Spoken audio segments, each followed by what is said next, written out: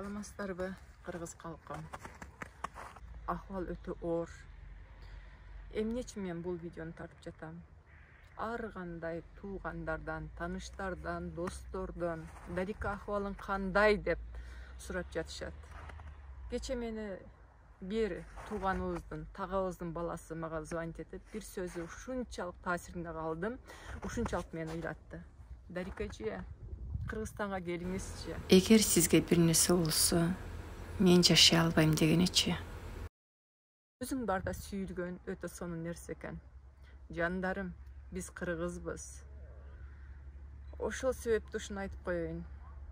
Башыбызга кандай кыйынчылык келсе дагы, эч убакта ата мекенди таштабайлык. Кайын журтум, өмүрлүк жолдошум, туугандарым, досторум бардыгы Туркияда. Рахмат. Көзүң барда ушунчалык сүйүлгөн сонун нерсе экен.